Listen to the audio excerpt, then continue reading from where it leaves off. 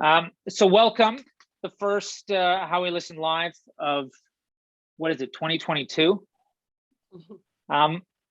As usual, I want to rhyme off the agenda. For people who've never been here before, I talk quickly about Byta. I talk about what How We Listen is, because this is a How We Listen event. And then I do a couple announcements, just stuff that we have going on. And Jamie, who works with us at Byta, who lives in the UK, he's going to throw links in the chat. And then part two is the reason you're all here. Conversation with Gourmet Délice from Bonsound. So I'm Mark Brown. I'm the founder and CEO of Byta. As you could hear from that conversation I was having, I grew up in Canada. I lived in the UK for 18 years. And now I live and work in Stockholm, Sweden. And Byta is a fully distributed team. So we have people all over the world: Australia, UK, Canada, me here in Sweden. And so another good thing for everybody is just to understand my background. I started at an indie label in Canada back in the 90s. Then I moved to the UK. I worked in the A&R department at Creation Records, which is one of the UK's most important indie labels of all time, probably. Then I worked at another smaller indie label called Pop Tones, and I started doing radio promotion there. And I'm sure everybody knows what that is. Then I left there and started my own radio promo company. I did radio and TV for 14 years. Then I started Byta right around the time I moved to Sweden, and that's what I've been doing ever since. But what is Byta? Byta is a platform that enables sending and receiving of digital audio in a clean, simple, and secure way, built for everyone working in music today. So what does that mean? Just basically means fast and secure audio sharing. We all swap streams and downloads every day. That's what Byta does. We do it well. Everybody wanted me to mention we got a load of new features coming over the next few months. So I'll update you in the next time during the symposium, maybe, or our next event, about what's coming. But the key things with Byta is we take advantage of audio files' unique properties. We read and write metadata. We allow file format conversions on the fly. And we have fast yet secure streaming. You can't rip our links. A couple of key things we like to talk about because we know they're important to basically everyone who comes to these events. We wrote a series of articles, or we actually commissioned them. A writer named Sean Ronaldo, who lives in Spain, where it's much warmer than both Ottawa and Stockholm. And he wrote these 3 articles, one on metadata, one on sharing audio, and one on storing audio. And Jamie's going to throw the link in the chat, and you can read them on our blog. They're super interesting, and they'll be helpful to anyone who is looking to learn more about digital audio. Then, of course, we also released the State of Music Sharing, the first ever white paper on the state of music sharing ever. So this was in December. Jamie will throw a link in the chat again. That was super interesting. That's about 30 pages long. Lots of good info in there. But now sort of on to How We Listen. Our company mission statement is to provide artists and their teams with the tools and the knowledge to move their careers forward. So how do we do that? Byta is a tool, nice and simple. But we also realized over time that people didn't need just a tool, they also needed the knowledge behind it. And that's why we created How We Listen. And so what is How We Listen? It actually started in his interview series where we interview people about how they find, discover, listen, and experience new music. That started about 2 years ago, a standard 10 questions, and it's evolved now into something a lot more, including this event. And it came out of this frustration that maybe if you read in the press, depending on where you live in the world and what you do, that you'd hear from streaming platforms, they said, oh, well, the algorithm, that'll solve all your problems. Just upload your music to Spotify and everything will be great. Or that if you get on a playlist, that suddenly you'll get lots of fans, lots of streams, lots of money. And we all know that both of those aren't really the case, and that there's a lot more to it. So this is a perfect example of what we get in these interviews. And so Sarah lives, she works for a label services company in Australia, they're British, ditto. And she talks about how she likes to send and receive digital audio. So she never wants download files, she wants streams. And she's talking about leaking not being a problem, and that's totally true. That security isn't as big a deal as it used to be. It's about controlling your narrative. And we talk about that a lot. So maybe Jamie can throw the link to her interview in the chat. And now this is Yiling Ling from Chartmetric. I just did a great, super fun podcast for them that ran this week. Maybe Jamie, if you have that link. And I thought this interview was super interesting because they're talking about the influence of algorithms on how people find out about music. And just another insight of where things come from, how people surface new music. And this is also another new series we started running late in the year called Method to My Music. There are a couple new ones that are running. Jamie can throw those in the chat. And we're about to announce a third series that's going to run monthly. I don't even know what it's called yet, so hopefully that'll happen next month. So again, this person's talking about how security is important to them. And I think this is the key point that we always want to get across. Like even when we talk to Gourmet, that there's lots of different ways of doing things and everybody has different needs. And so there's no one set way of doing things. And I think that's the key with how we listen. It's to find out how you want to do things. What's the best way for you to work? So how we listen live, what is that? Well, this was an interview series. It's fun to read people's questions online, but we meet people in and around as we're out and about. And sometimes it merits a longer discussion, and we want to take knowledge from other people and deliver it to all of you that come to these events, and that's super important to us. So what we do for every event is we have a couple partners, and of course Bonsound is one of those partners because Gourmet is talking to me today, but we're also have someone from Unison. Anna, I'm going to stop my sharing here, and I'm going to try to find you. Anna, there you are. Hey, how's it going? Are you on mute, maybe? There. Am I muted? Can you hear me? Oh, no, you're great. You're great. I'm great. Okay. So do you want to tell us a bit about Unison? Because I don't know anything about your organization because it's in Canada and I'm over here in Sweden. Yeah, of course. I'm not sure how many people here are from Canada, but yeah, I'd love to tell you a little bit about what we do. My name's Anna. I'm the music industry and client services manager at Unison. Unison is a registered charity here in Canada. It is a lifeline for the Canadian music industry. So music workers, especially those who would fit into the description of like gig workers, self-employed musicians, people that go on the road, technicians, do not have access typically to the social services that insured workers do, is a kind of way that I can explain it. So we're kind of here for those people. Musicians, for example, don't have access to health insurance, pension, disability, affordable mental health treatment, and aid that would require should a crisis occur where they couldn't play music or couldn't work in the music industry. So we offer two types of support as a charity, financial assistance and counseling and health solutions. So I will give examples relevant to the pandemic, the thing we've all been going through for the past. Oh, yeah. Yeah. Really done no good for our industry whatsoever. We have dispersed as an organization over $3.8 million to over 2,500 music workers since the start of the pandemic. To give you an idea of the need that has been put forward, in the past week, we've had over 200 new requests for financial aid and over 300 repeat requests. Wow. That's where we're at. And it's difficult, but we're really lucky that we can be here to help. Unison's financial aid program does not affect eligibility for government support. So that's one thing I want to mention to everybody here that maybe is interested in registering for Unison. It is a charitable gift when you receive money from us to help you with your basic expenses. During the pandemic, our counseling and health solutions program provided support to over 600 music workers. 85% of those cases were urgent mental health crisis intervention. So we do have a 24-hour free phone assistance program that you can call and speak to a counselor at any time, get paired up with somebody and see them multiple times if you have an ongoing crisis.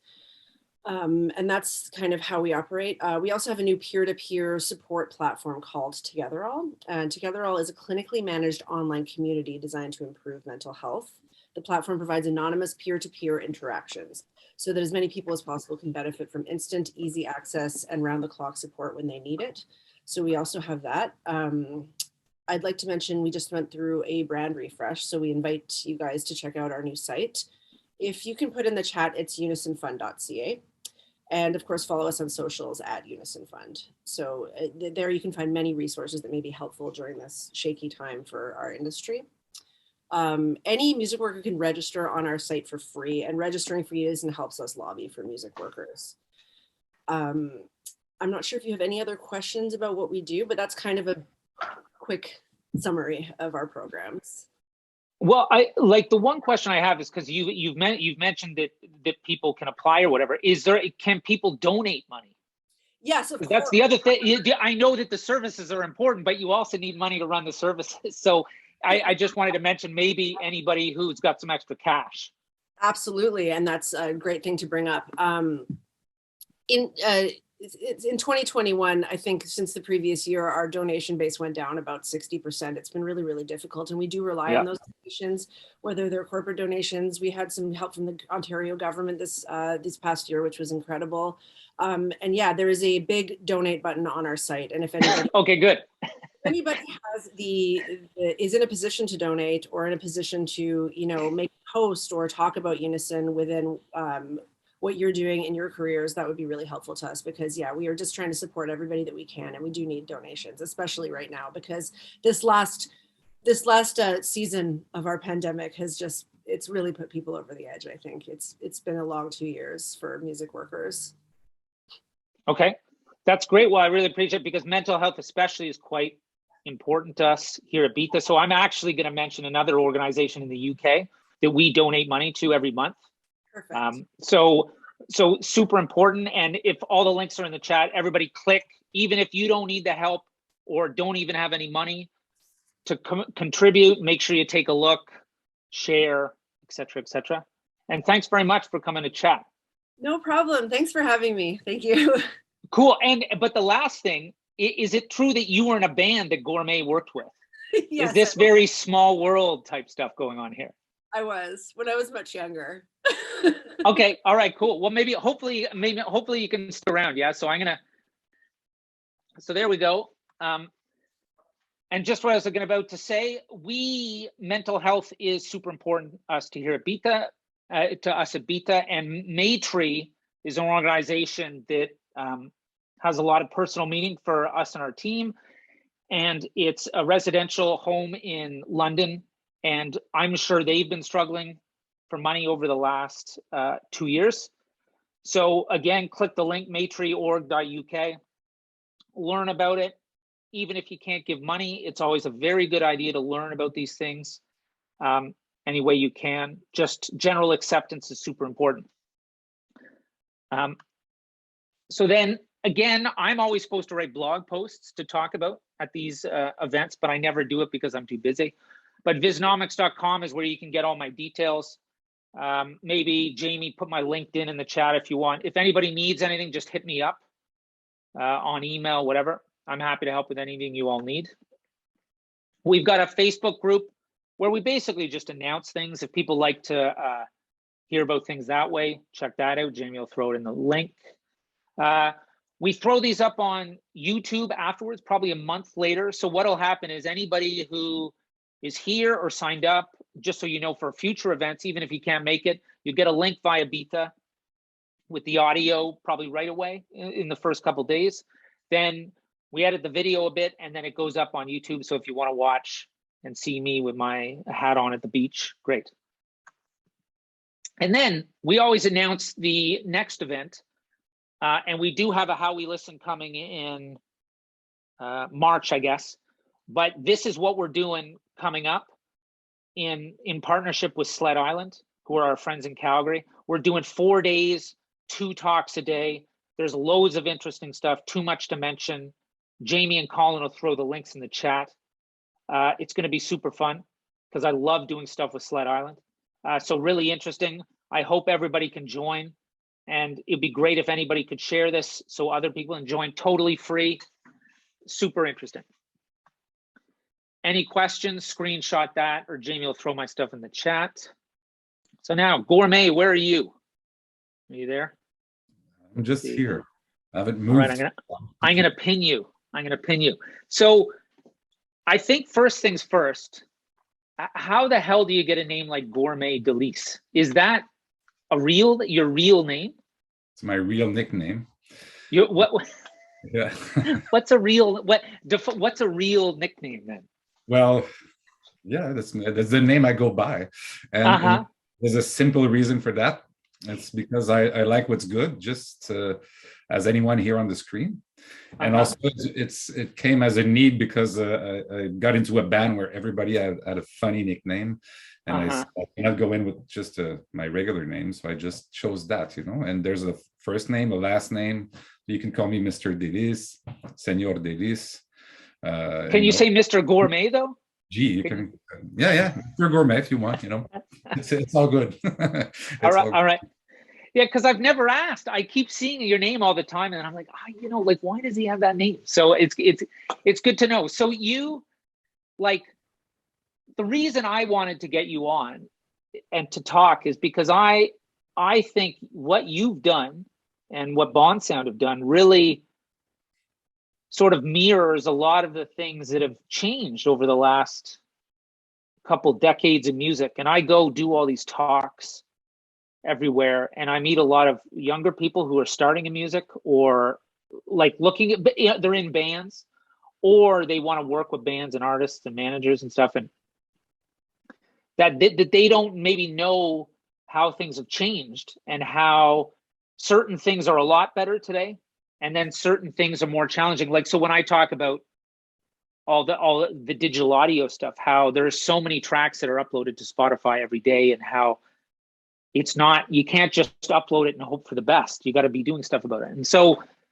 can we rewind back to the pre-internet world when you were in a band, because I'm curious to know how Bonsound started and what you were up to, and maybe how that all started. When was this even?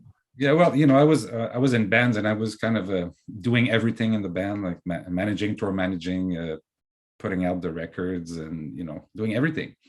So and as you say, it was before the internet, so it was all manually, taking a map and calling people to get some shows and stuff like that. So I mean, a lot of people have gone through that, of course, but it's just really started I was doing that, and my own band were can we find a real booking agent, because we can be mad at somebody else when something doesn't work out.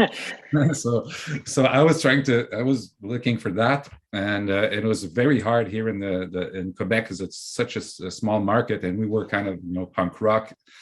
And you live in Montreal, right? Montreal, and this is what, mid-90s? Yeah. So this was before a lot of Canadian bands were popular internationally, right? Yeah. So from the mid-90s to the mid first 10 years of the 2000s, 2004 when we started Bonsound, I was in various bands looking for services, that I couldn't find. So it was either you were totally DIY, punk, doing everything yourself, or you were mainstream and hiring PR agencies, for a lot of money and all that. And there was nothing for bands like my band or other friends' bands. So and what kind of music were you making? What kind of music were you making? Just to understand, it was like rock and roll, a mix between the Hives and the Buzzcocks or something like that, or New Bomb Turks. Cool. So I call it punishing rock and roll. So because you take people hostage, while you play, and so I miss that a lot, actually, and because it's the best therapy that I have ever come across. So so I was doing that. I was doing also putting on some shows from out of town bands who were touring. I was at my small label, trying to make it happen, but alone. I was just doing that alone, and I met this other guy who was starting to manage a band called the Breastfeeders, and he wanted me to release the record. I was like, yeah, well, I'm just a one guy operation. What can I do, really? And he said, well, we still want to go with you because we like your label. And I said, fine. And this guy was being helped by another guy who was in this same situation as me, so a band, a little company, but also doing that alone. And we just met to release that record. and it clicked, and we just realized, oh, we're three people with different like very complementary. So we decided, like, let's start something. So we just rented an office and managing managing our bands, and just trying to make it happen for these bands, doing management and running. Is that how it starts? Let's start something. Okay, what's the first step? Get an office. Yeah, So exactly. what did you start? What was it that you started? Do you just said we're going to work together, or did you say we're going to start? What was the thing you started, do you think? Well, we just started like a booking agency / management / like trying to make it happen somehow. Yeah, like we didn't really know what it was. And just for the fun anecdote, so I put out a check from my label called Blue Diffuse Records. I issued a check to pay the first rent, and of course it bounced because somebody else asked me for $25. I said, yeah, here's $25, and it just said, my account was like, oh my God, or something, and it's so it started like that. Bonsound started with a bounce check. So but really we just opened the office, and then in a matter of a month or something like that, the one guy was also he had a label called Dare to Care Records, and he had signed his band Malage, became a really like important band. And he said, I just signed them, I'm alone, like doing this label thing, I need a management for these guys. And we said, okay. Yeah. We started managing them, and it just evolved like people realized, oh, there's a management company, so we can go to them, or they also do booking, or we can ask them to book our bands and stuff like that. So it just really it came out of as a necessity for us, for me, my two business partners, and also other musicians in Montreal. So it just like snowballed into this now a 30 employee strong company, with doing all the services that you can imagine in the music industry, and other companies also flourished like that. Like the guy with the Malage band, he also became a management company, also became a booking agency. So it created that kind of movement where like we decided, like, there's no services for us. We cannot hire anyone like at a decent price and that understands the philosophy of like underground bands like that. There was no connection between business and underground scene. So I think by starting Bonsound, and it helped create that synergy and that the exchange of like, well, we might be punk rockers at night, but we still need to make a living, and trying to push things forward a little bit. It was also a way for us to maximize the idea of exporting ourselves, going to Europe and US and all that. So yeah, it was just doing the do and just moving forward and not thinking too much about it, Especially and so when did you? Yeah, like when did the first record come out on Bonsound? On Bonsound, well, actually, when we started Bonsound, we already had, like, I had my own label called Blue Diffuse, and my other partner had a label also. So we just ran those labels for 2-3 years before starting Bonsound Records with a friend of ours who was out of a contract with his other label, and he said, and he had access to grants only if he had a label. So we said, like, we're going to help you, and then we started around his project, and it just evolved like that, and it really snowballed, Yeah. And I think I forgot to mention that also one of the main aspects was the PR, like the promo around projects. That's something that, well, I said a little bit at first, but it was really out of reach. It's so expensive when you go to mainstream PR campaigns. It costs I don't know, $3,000 to $5,000 for a 3-month campaign. When you're a punk band selling 500 records, it's kind of hard to manage paying that. So that's one of the main things I think we were noticed for, was that just being heard. So people noticed that, and that's why a lot of people came to us like, how can you help us being seen and heard out there? So that's a really key component to what we do, and it still is. It's still one of the main. It's, of course, it's through there that you get known, and as you said earlier, it's so crammed now and crowded. Like there's so many records every second being released. It's very hard to come out of the in the picture, to come out a little bit. So you need that. You need good PR. So Yeah. we decided to do that internally, and it's still the case. We for some period of time we used to go externally, like take on contracts for other people, but now we're too busy with our own stuff. But it's something like to have perpetual, non-stop PR. Not just a little campaign of 2-3 months that you paid big money for. As we know, it's so hard to know if you're going to get results. So I think one of the good thing that we have also is that there's always people in the office working the PR. So if something comes up, we jump on it, and it's not just like, oh, my contract is done. Your project is in the air. So yeah, that's because I find like PR stuff I'm super interested in, because I did radio promotion for years, but like I want to sort of figure out. So when were you Bonsound? When did you sort of start releasing records under that name? What year was it roughly? Around 2007. Yeah. Okay. We started. So how long ago is it? So 15 years ago, right? So like at that point, the bands you were working with and stuff, were they getting attention? Or was the problem that we know we're making good music, but we're not getting any attention, and we think if we're going to have to pay money, we can't do that. We don't have any money, so we got to figure out how to do it ourselves. Is that what was happening? Or did you go to a couple bands you really liked and say, we think you're really great, we're gonna help you?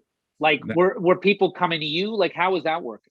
It was really organic, because first it was like my band called Le Nombre and the Libre Speeders that we released on my small label, and then we started working with this band Malajube, and we were just managing the band. They were on another label, but we actually did a lot of the work and putting in front of the medias. I mean, the label was doing their own little thing, like one press release, but we were doing the shows and promoting the shows and marketing the shows, and that's what really got us attention. And Malajube was really key to all the rest that followed, because they had a lot of attention. They toured the US, they were signed on CD Slang in Germany, they were in the UK and France and Japan. So they brought a lot of light to our company. But also we started managing this other guy called the DJ Champion here in Montreal, electronic musician, who did this special project of 4 guitars and like electronic beats and a bass player and a great singer. And he drew a lot of attention, a lot of the syncs and stuff like that. And we're managing this artist, and it really created the spotlight, brought the spotlight on us, like working with these artists, because artists like that who get the attention, they get requests every 5 minutes. So we would take those on and making the contacts and just, doing what we had to do to promote them. So it was really organic and not too much planned. But Malajube is a great one, because I worked with them in the UK for City Slang. So when I did radio, and like, did they sing it? They sang in French, right? French, mm-hmm. Which I'm assuming makes things more challenging. So like your Bonsound, because I think this is always what people are so interested in, is like how is it organic? Do you know what I mean? Like, let's go into the details. So this band, you all find them, you're working with them, you're managing them, they're on another small label, you're booking their shows. If this is 2007, 2009, is it easy that, so they're playing inside Quebec, then I'm assuming they're touring across Canada. Did you start getting them? Like, how did they build their fan base? Was it via press, or was it via radio, or was it via touring? Like, did they start going to the US right away? How did it start to get going? Can you remember? A little bit, I guess. Okay, well, it was a mix of things, I remember, they played the shows like Pop Montreal, and I know that's when, I think that's when City Slang saw them. It was just also word of mouth, because they were singing in French, but also the funny thing is the mix, like how they mix the songs was like the vocals were like an instrument more than for the lyrics, you know. I mean, Yeah. lyrics were all poetic and everything, but the thing is, like, I would meet people in the US saying, you know, oh, I just understood that you know, I just realized they sing in French. I didn't know. Yeah. That's also why it went really went really far. But I think it was a mix of various things. Another important thing is there's another company that started at this, a year after us, called Third Side Music. We're into publishing and sync, you know, hunting, and so we started to work with them right away when they opened, and so that also, you know, they spread the word internationally too. So it was all a mix of various things. It was not, I cannot pinpoint like exactly when it happened, what happened exactly, but you know, there was like a little buzz. Like one guy, the bass player from the Deers, produced their first album, and then after that they produced their second album by themselves, and they had a hit here, which a song called Montréal moins 40, Montreal minus 40, an ode to, oh no. Oh no.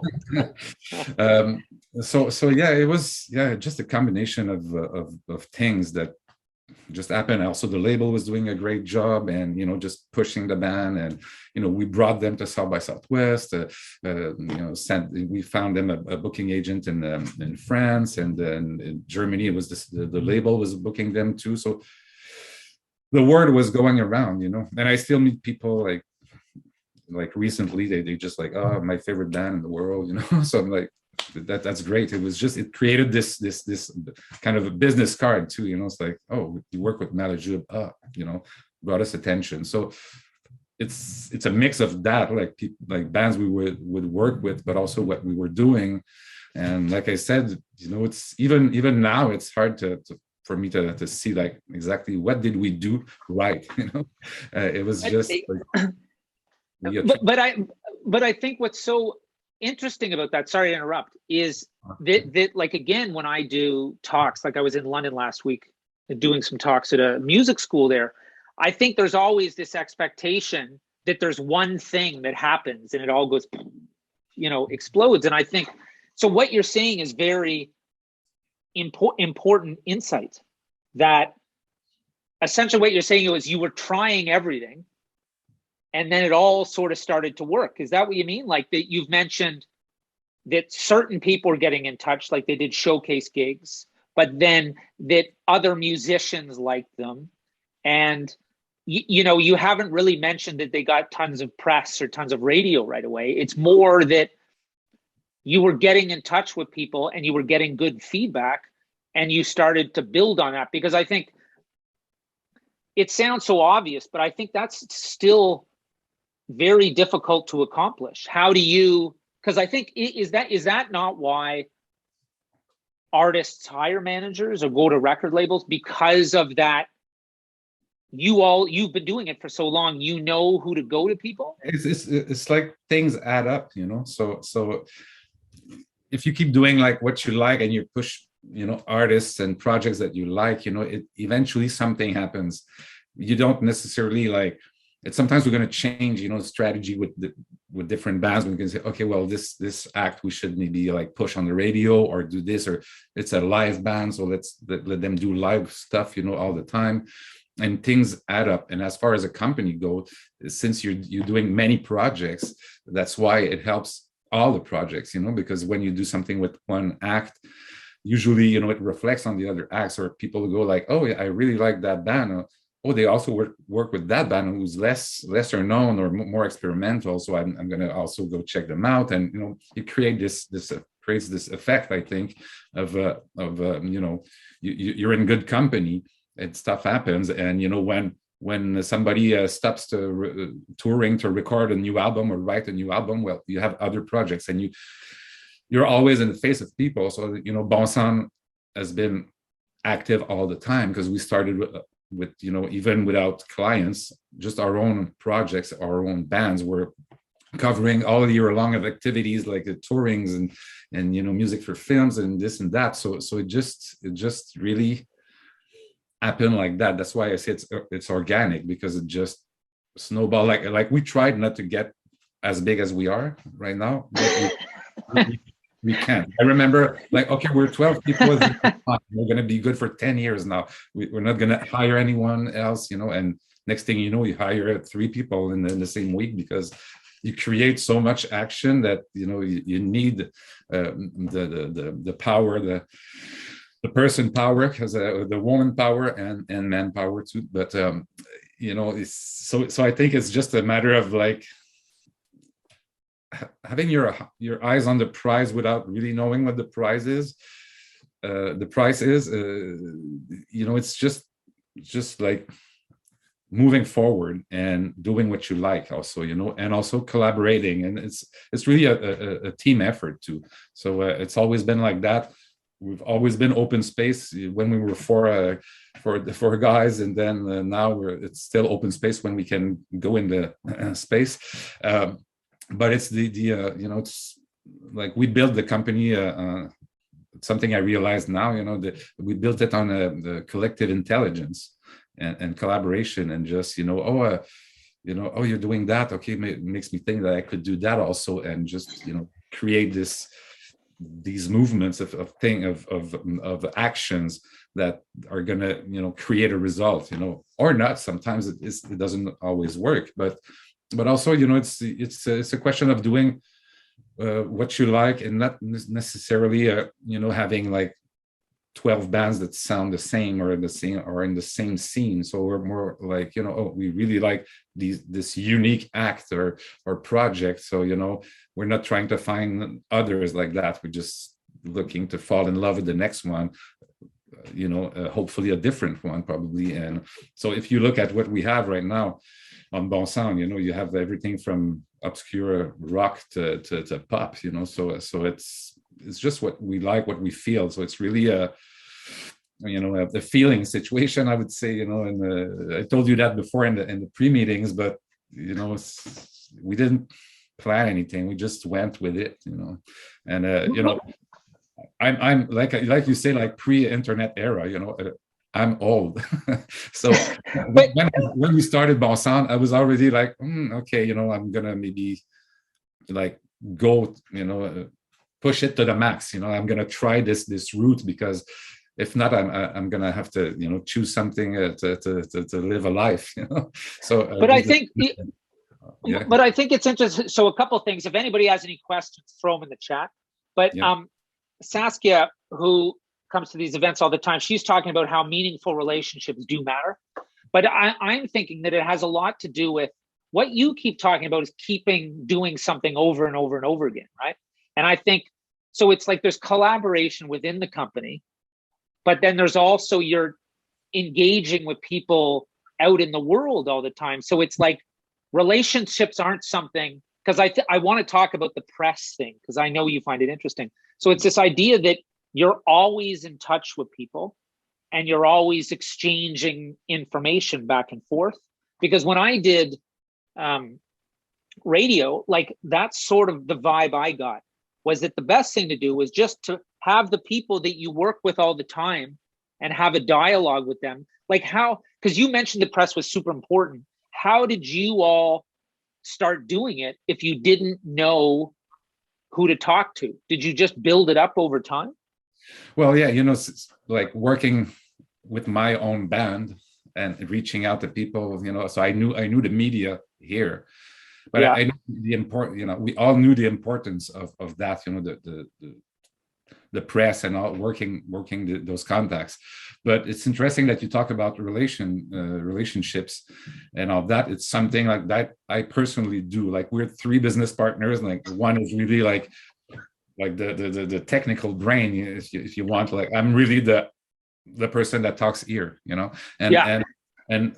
I think it's important to, that's what I realized after time went by, is that I planted some seeds, like sometimes like 20 years ago, even before Bonsound, that I'm now using, or that I've, like, some people like, hey, you might like that band, I met you in 95 in Mexico, maybe you're gonna like that band, and it's like this year, or last year, to 2021. So I'm like, oh my God, how come, but it's because you create that, you nurture that, you keep those relationships, and you don't have always to do something that's going to be planned and with a specific goal, or like, oh, is that person going to bring me business? Sometimes it's just about the feeling and the relationship, and you just create things, like you plant seeds and it comes back. You install something, a certain, like a raison d'être and way of doing things, so it's for me, that's the most important thing, because at the end of the day, what's left of anything, it's the relationships, is the impression that you leave, and the people want to come back to you and say and ask your opinion, or send you an artist, or wants to work with your artist, because they know that you're gonna do it well, or in a fun manner, and not just pretend you're something else or somebody else, or that you know what I mean? Like, I know it sounds cheesy, but you kind of have to be like just normal and real, and no. Did you know that? But this is you. Yeah. But this is you now, right? So did you know, like, because this is another thing that I see when you meet newer people who are trying to get going, I think that there's a feeling that they need to get into something. Do you know what I mean? That they need an entrance in or something. And so I think there's also a lot of pressure to be what they think they need to be. This insight you have now, do you feel you had that at the start? Like that you're like, I just want to work with my friends and we're going to do what we're going to do, like DIY punk rock. Yeah, or do you think you've grown to appreciate this thing? Because what you're talking about, it's not really, you can't write it down, and it's not something you can quote unquote execute, tick a box. It's just something that happens. Is it something you knew at the start? Maybe a little bit, but without being too conscious about it. It's not, as you see, it's not something you can apply, and it's easier for me to see it now. But pretty soon we realized by what people were telling us, oh, it's fun working with you, it's nice, you're not being sorry and an ass about this or that, or you collaborate, you're cooperative, things like simple things, that might seem, when you get the compliment or something, you're like, okay, fine, I'm happy about that, I got stuff to do. You don't really notice that, or pay attention, but it's something that you become aware of through the times, But one thing is for sure, in all of that story, the main thing when we started that, it was because we needed a way to make a living, and also while still doing what we liked. And the first value that we identified for our little setup was fun. It has to be fun, no matter what. I don't care. Okay, it brings in a lot of money. Cool. Is it fun? It's not fun. Why? Life is short, and it shouldn't be about like, that project is really brings a lot of money. Let's suffer for 10 years. Well, no, there's no time for suffering, and in any form or manner. So I think that's the main thing. It's just, are you having fun today? Or, I mean, sometimes it's hard, or it's tough. It's not agreeable all the time, but the end result has to be fun. Sometimes I need to go see a show of our acts to remember, oh yeah, it's not all about contracts and discussions and fights with the various parts. It's also about a really great band, like playing some music. And even I manage a lot of bands, and sometimes that could be like confronting and tough, and then you're like, I'm kind of fed up with all that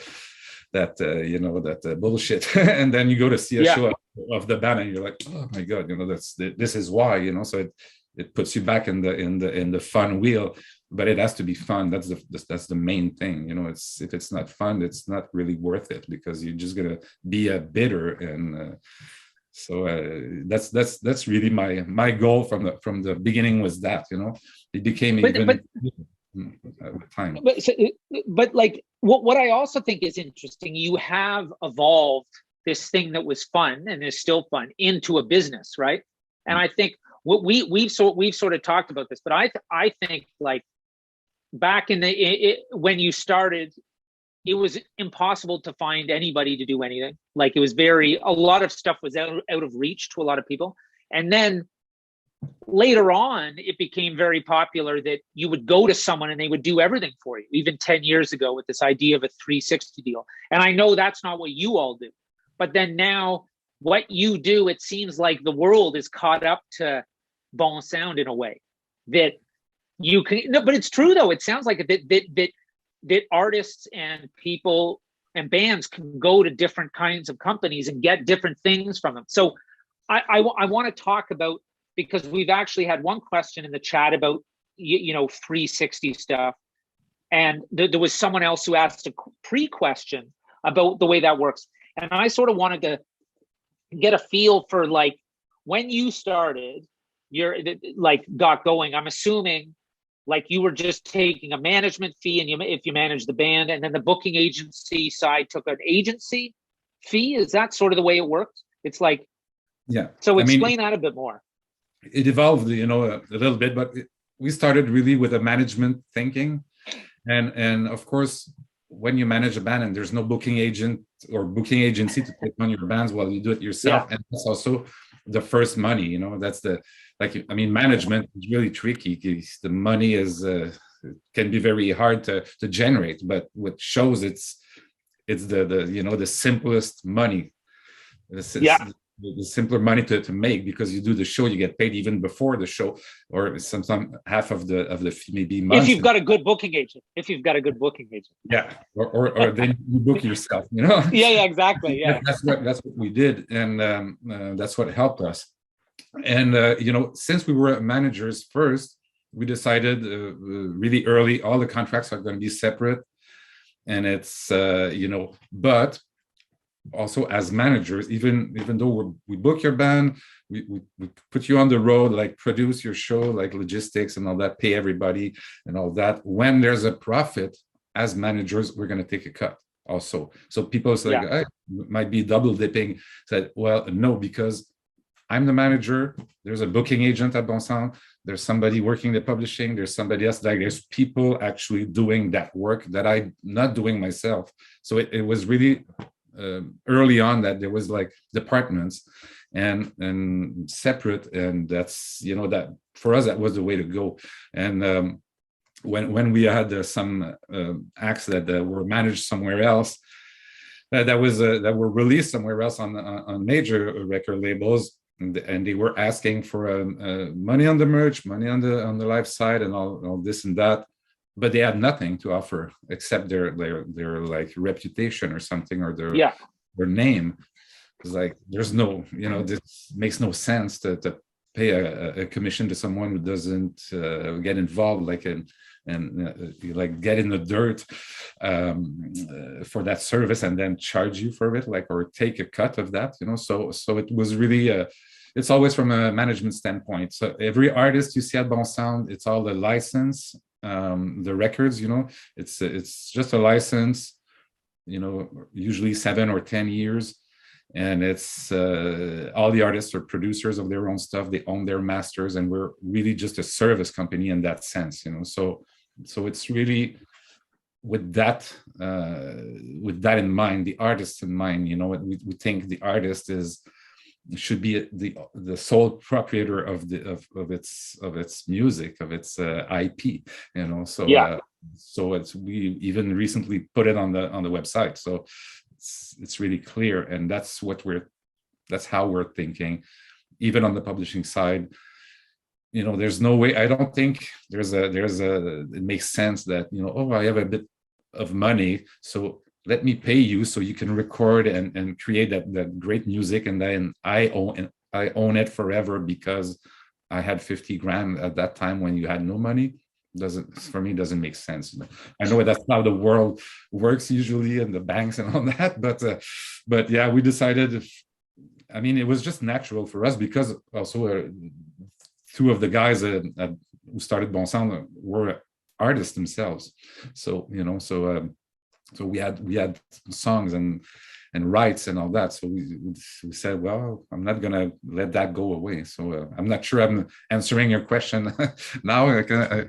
No, but it's good. Like it's good because I think there's a lot of we've mentioned this word 360, and everybody gets nervous about all that kind of stuff. But like a lot of what the reasons, the questions come up about like what's the business model, because I think it's hard to, if you've not done what you're doing, it's hard as an artist to understand. So like, did people think what you were doing when you started was innovative? Like as in, like a manager who also does booking? Or was that something that you're like, everybody we know, like, because you mentioned Quebec, like it's a small market, is that, did you think you were doing something different, or did you think I'm doing what everybody else is doing here because we don't know what else to do? Do you see what I mean? Yeah, but when we started, we didn't really know about other companies like that, but I think it existed in maybe some different genres. But I think it's a thing of small markets. And when you go to various other countries, when it's like, or provinces where it's super small, and people tend to do that because there's not that many companies, that you can go to and say, like, you want to release my record, and can we find a booking agent? There's not that many companies, and also the problem also is, since the market and the star system is so small, it's hard to make a living of just one service, so that's also the thing about managing and booking. Like I told you, the money comes in really quick, so it enables you to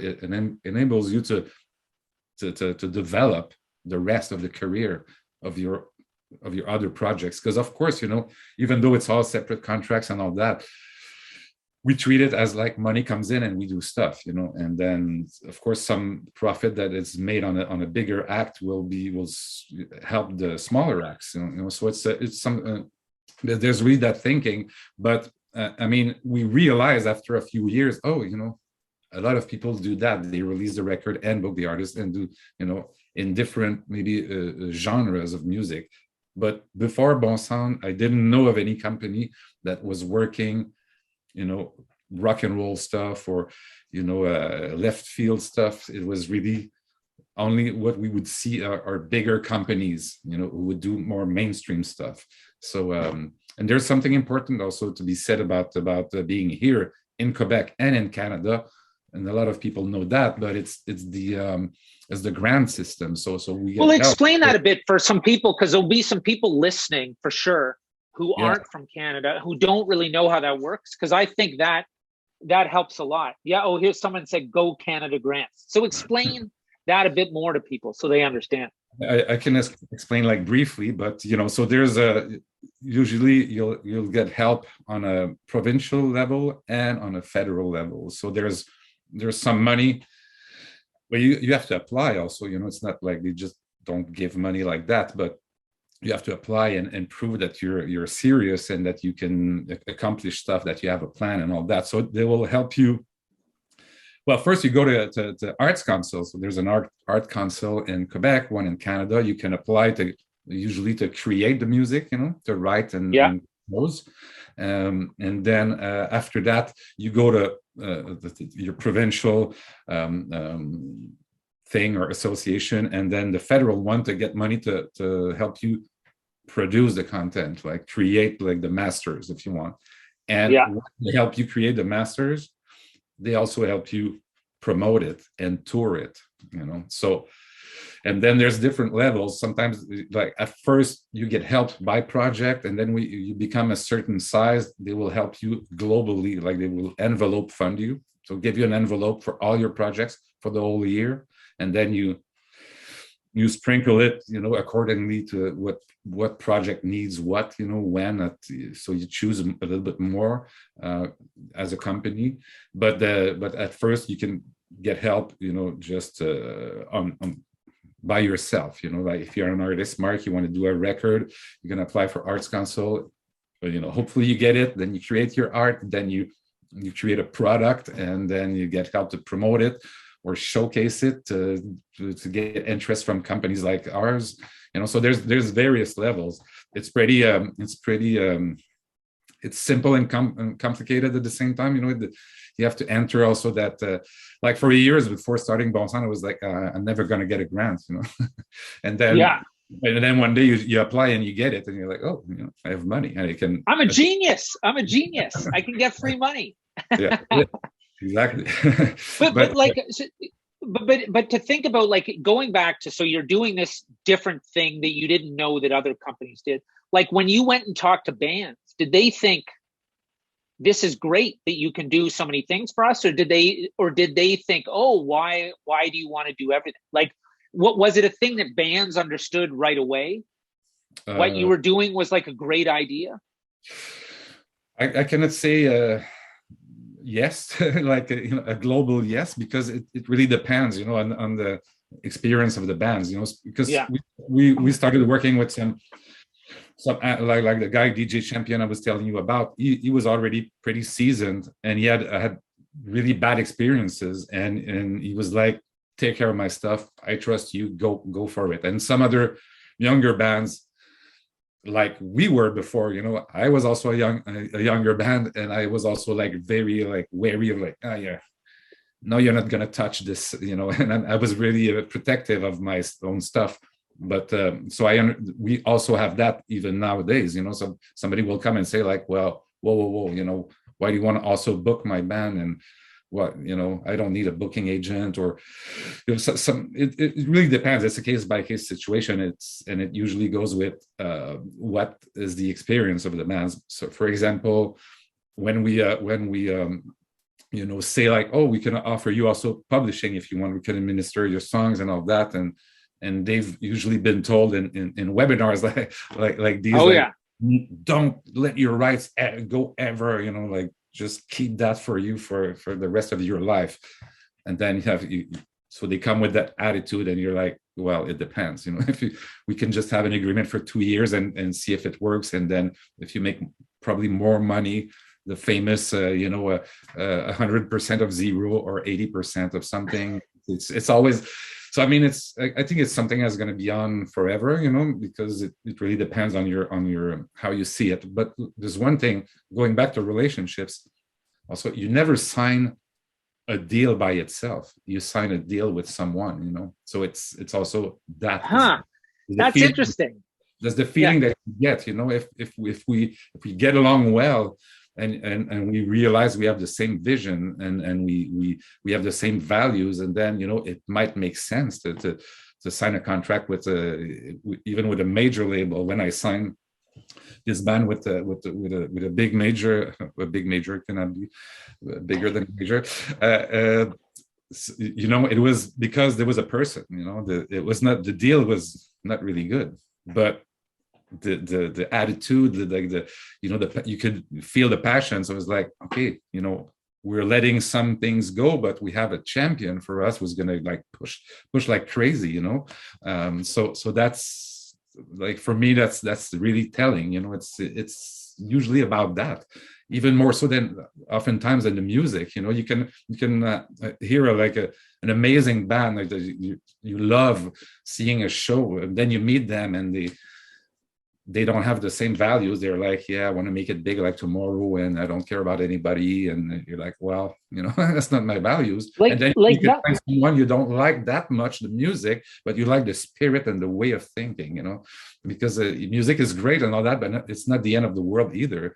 I'm not too starstruck yet. So, if somebody is not cool, he's not cool, or she's not cool, and I don't want to work with those people, the less possible. But okay, so like, I think so. Okay, so this is super interesting, because I think this is another problem that a lot of people have, that they don't. There are so many, like, so before there were no options and you started doing everything yourself, but now we're in the future and there are tons of options, and it's like, how do you decide? And I think that publishing thing is a really good example, because I know it's like, you don't want your publishing with the same company or whatever, blah, blah, blah, blah. But like, what you're saying makes complete sense. Like, how do you, if you're a manager of a band and you're only doing management at your company and you're looking around for labels and you're talking to all these people, what are the things that you look for? Like, what are the things that because again, there's so many ways to do things. You can choose one way or the other, but like, what advice do you give artists and bands about choosing partners? Like, you can't just go on vibe alone, right? You need to have some sort of like, so what can you think about the steps that you take to decide if someone's right to work with? Like, length of deal, I think is very good, but like, what process do you go through when you're advising bands? Well, I guess it's the same thing. It's mostly like you have to look at the deal really closely and coldly, but you have to understand also, are they doing like working with other bands like mine or projects, similar projects? Also, you check references, like if you meet 10 people who have worked with the person you're about to engage with and they're like super happy and over the moon about it, well, that's a good sign. It's just like checking the reviews on on Google, but so there's that. But it's for us, it's really aligned with your values and also what you want to do. And I think, if I take a management standpoint, it's really finding what, if possible, what you want, So I've started to work with some bands, like really young bands or with some experience, and they were like, we want to tour the world, and then they go on a tour for a month and they come back and I don't think that's what I want to do with my life. It's like, okay, but like I'm geared up for like the max, let's conquer the world. But then again, some people are like, or in a band especially, some will want to tour all the time, some will want to stay home. And so it's really about also finding what you want, and usually you only can find that by doing things. So sometimes it's always about a certain balance, with any kind of deal. And like, I like that apartment. I'm gonna, but something, there's no yard, and I don't like that, but it's cheap, so I can, go out in the weekends in the country. So I'll sign the lease anyway. You know what I mean? It's just, it's a balance of, what's in it for me. Is there, what are the pros and cons? It's always like a balance of that. I think it's a very simple answer of for on my end to answer like that, but it's really usually the thing I go for, and especially with management is, do you know what you want to do? Do you want help finding out what you want to do, or you already know like you won't do these kind of activities, or you don't know yet and you want to try stuff, so because it's also, everybody's different. So but I've found myself in many times in situations where I wanted more than the band themselves, especially with bands, it's harder because there's many people. So it's like having, being in a relationship with 5 different people. So it can be very tricky. But even like with someone like just a sole artist, it's like, do you know what you want?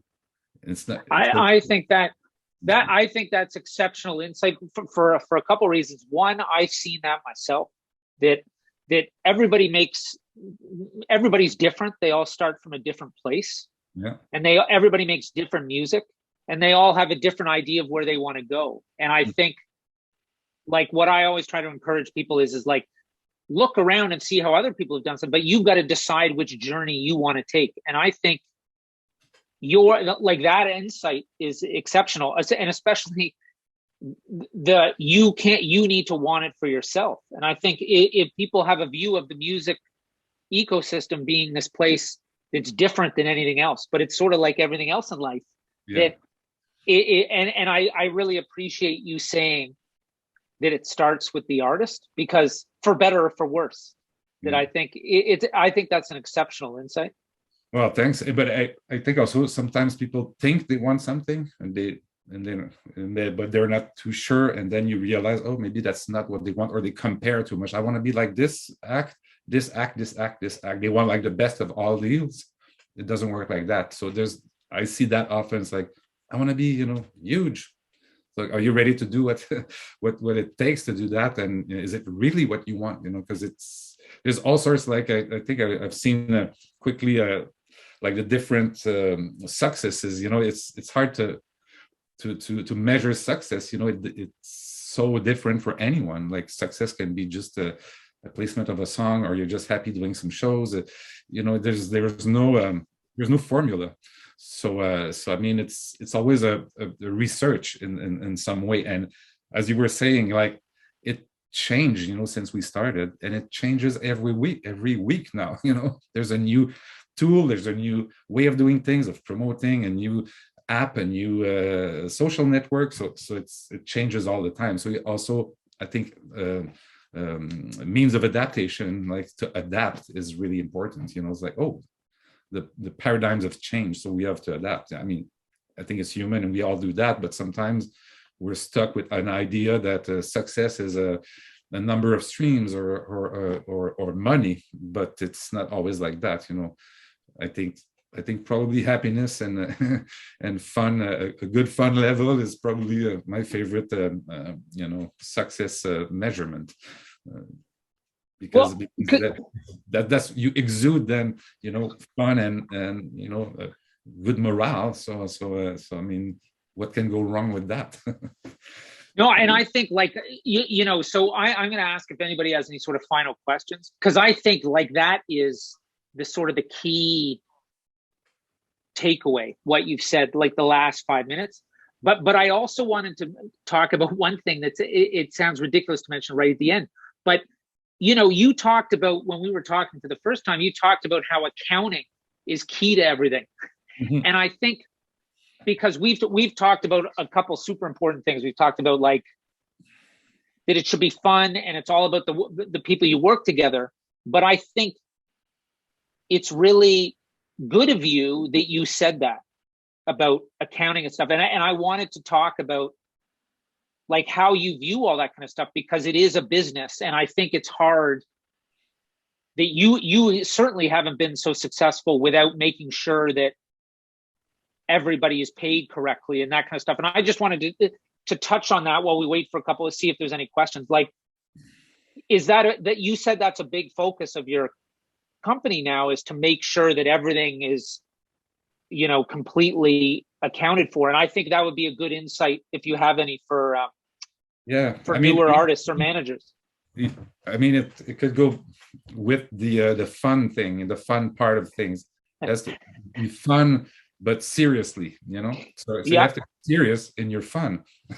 So if you want to have fun, if you want to be able to have fun for a long time, you have to also be serious and make sure, like, especially nowadays, as we all know, it's a penny business. So it matters even if it's like 0.001 cent somewhere, you need all those 0.001 cent added up and well accounted for and well collected. And, so yeah, it's become central in our operation is, in 30 people, like there's maybe 4 people just working numbers, 4 or 5, So I mean, it's important to be.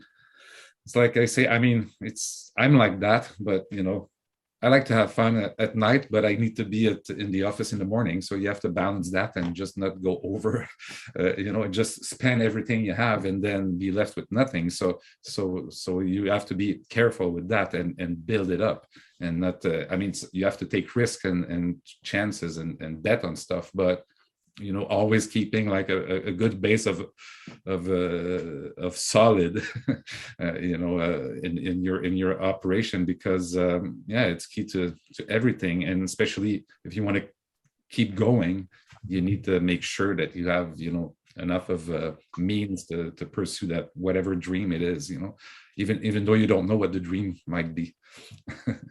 Like me.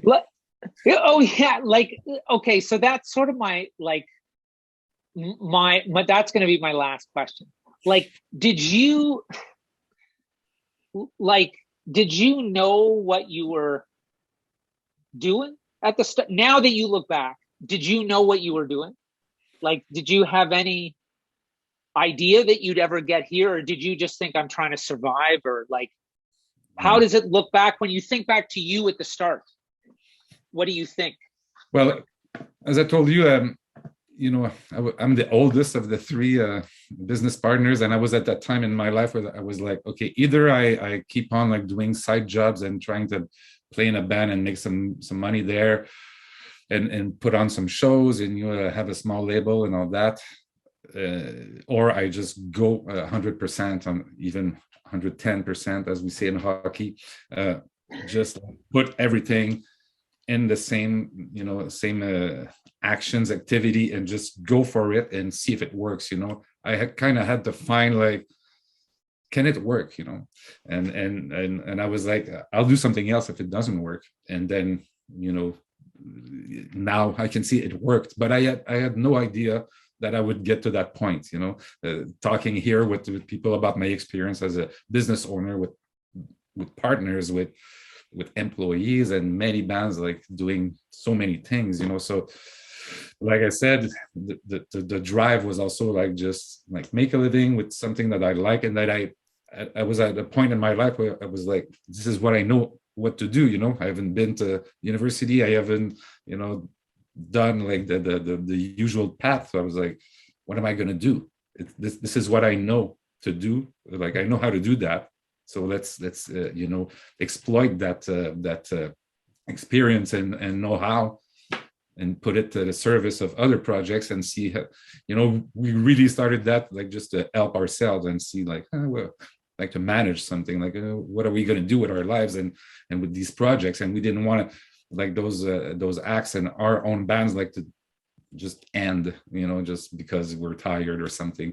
So, and that's something I knew how to do, is promote bands. So I realized that, in midlife, I was like, oh, look at that. What do I know now? I know how to do that. Let's do it more, and more professionally. So that's a bit like how it happened. There's no I don't have other anything to say else than that, because it's this is what it is. I started like that, and but it's not like also it was easy or anything like that. It's always a challenge every day, but it's a fun challenge. So that keeps me going. So whatever I do, as long as it's in kind of music and live publishing, whatever, I like it. So and also I'm also pretty more and more now, because we're such a big team. I can take a step back and do more general things, and be involved in different aspects of the industry, and also try to be more, like, bring in more social aspect to what we do. And that's why also I was wanted to invite Unison for that, as a partner. And there's many organizations everywhere. It's something very important, inclusion and all that. So it's it's something, I think it's what we do as a business is part of life, and life is part of the business. So it's just a matter of being well where you are, and not trying too hard at the same time, but do it. But you have to do it, like, seriously, and with some kind of rigor and just seriousness, all the while having fun. Well, that's we should end there, because I think that's brilliant. I really like. It's so funny. We're roughly the same age, and I didn't know anything about what you've done, and it's super cool to hear about. Nice. It's inspiring, I think, to learn about how you can build something from nothing or whatever. And so I really want to thank you. Like, do you want to write anything in the chat, give your contact details, and put the Bonsound website or anything there? Yeah, I can put the Bonsound website, and I'm super easy to reach. All our contacts are on there. Oh, it's there. Oh, yeah, there you go. Yeah. So you could just email me there. It's gourmet@bonsound.com. Super easy. I'm on LinkedIn. I'm totally open to answer any questions outside of this. And yeah. That's brilliant. Okay, well, thanks very much. And thanks to everyone for coming. And then we'll see you for our events with Sled Island. Then we should be announcing the next one of these, How We Listens, for March soon. But Gourmet, brilliant chat. Thanks so much. I really appreciate it. Yeah. Thank you. Yeah. We'll see you later. Yeah. Okay, cool. Talk to you later. Bye, everyone. Bye-bye. Thanks, everyone. Thank you. Bye-bye. Bye-bye. See you later. I'm jumping off. We'll see you later, everyone. Thank you. Bye-bye.